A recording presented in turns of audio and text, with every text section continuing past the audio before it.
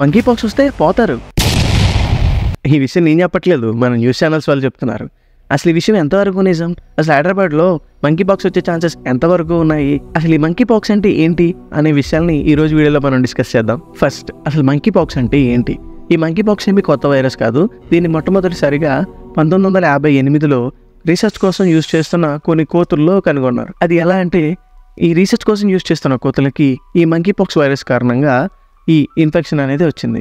So దీన్ని మొట్టమొదటిసారిగా మంకీస్లో కనుగొన్నారు కాబట్టి దీనికి మంకీ పాక్స్ అని పేరు పెట్టారు. కానీ ఈ వైరస్ అనేది ఇంకా చాలా యానిమల్స్లో కనిపిస్తుంది.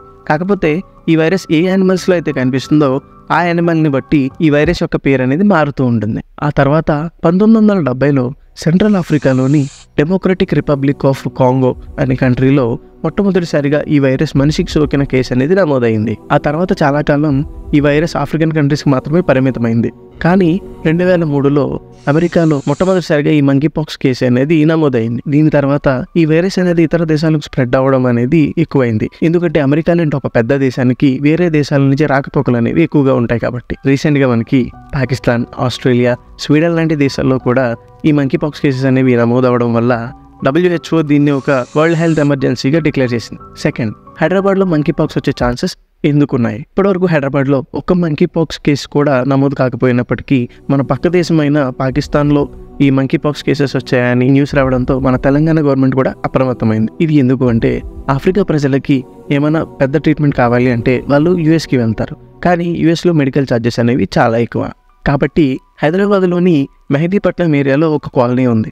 ఆ కాలనీ పేరు నాకు తెలుసు, కానీ ఇప్పుడు ఆ కాలనీ పేరు చెప్పి లేనిపోని భయాలు సృష్టించడం నాకు ఇష్టం లేదు. ఇంకా అసలు విషయానికి వస్తే, ఈ కాలనీలో ఆఫ్రికా నుంచి వచ్చి హైదరాబాద్ హాస్పిటల్స్లో ట్రీట్మెంట్ చేయించుకుంటున్న వాళ్ళు, అలాగే అక్కడి నుంచి వచ్చి ఇక్కడ హైదరాబాద్ యూనివర్సిటీస్లో చదువుకుంటున్న వాళ్ళు చాలామంది ఉన్నారు. సో వీళ్ళలో ఎవరైనా తరచుగా గనక ఆఫ్రికా దేశానికి వెళ్ళి వస్తే వాళ్ళ ద్వారా మంకీ పాక్స్ అనేది ఆఫ్రికా నుంచి హైదరాబాద్కి వచ్చి ఇక్కడ ఎక్కువగా ట్రాన్స్మిట్ అయ్యే ఛాన్స్ ఉంది. కాబట్టి హైదరాబాద్ గవర్నమెంట్ ముందే అప్రమత్తమైంది. థర్డ్, మంకీ పాక్స్ వస్తే పోతామా? ఈ రోజుల్లో న్యూస్ ఛానల్స్ అదిగో పులి అంటే ఇదిగో తోక అన్నట్టుగా తయారయ్యాయి. నేను ఎలా ఎదుర్కొంటున్నానంటే, అసలు ఈ వైరస్ ఏంటి, ఎలా వస్తుంది అనేది చెప్పడం మానేసి, ఇంక ఈ వైరస్ వస్తే నీ పని అయిపోయినట్టే, నువ్వు అస్సాం ట్రైన్ టికెట్లు బుక్ చేసుకోవాలి అన్నట్టు మాట్లాడుతున్నారు. ఈ సంవత్సరం స్టార్టింగ్ నుంచి ఇప్పటి వరకు ఆఫ్రికాలో 8,000 మంకీ పాక్స్ కేసెస్ నమోదైతే అందులో కేవలం దాదాపు 500 మరణాలు మాత్రమే సంభవించాయి. అంటే డెత్ రేట్ అప్రాక్సిమేట్గా 3.6. ఈ 500 మందిలో కూడా చాలా మందికి ఏదో ఒక హెల్త్ ప్రాబ్లం వల్ల ఇమ్యూనిటీ సిస్టమ్ తక్కువ ఉన్న వాళ్ళే అని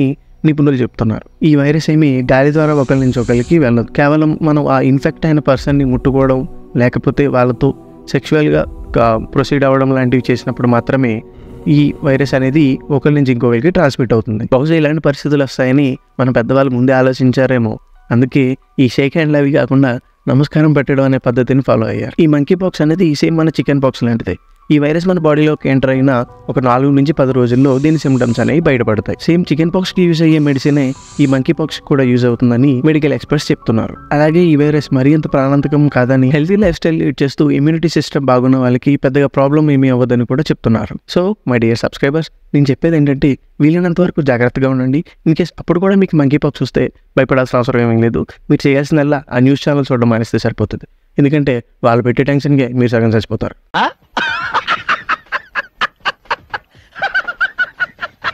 అలాగే అఘోరాలు గంజా ఎందుకు కలుస్తారో మీకు తెలుసా? అంతేకాకుండా ఆల్ ఐస్ ఆన్ రఫా అని చెప్పి మన సెలబ్రిటీస్ అందరూ ఇన్స్టా స్టోరీస్ ఎందుకు పెట్టారో మీకు తెలుసా? నేను ఆ టాపిక్స్ మీద ఆల్రెడీ వీడియోస్ చేశాను, అవి ఇక్కడ స్క్రీన్ మీద ఇస్తాను, తప్పకుండా చూడండి. అలాగే మీకు ఈ వీడియో ఎలా అనిపించింది, అంతేకాకుండా మీకు ఏ టాపిక్స్ మీద వీడియోస్ కావాలనేది నా కామెంట్ సెక్షన్లో చెప్పండి. సరే, ఉంటాం మరి. సబ్స్క్రైబ్ ముఖ్యం బిగిలు.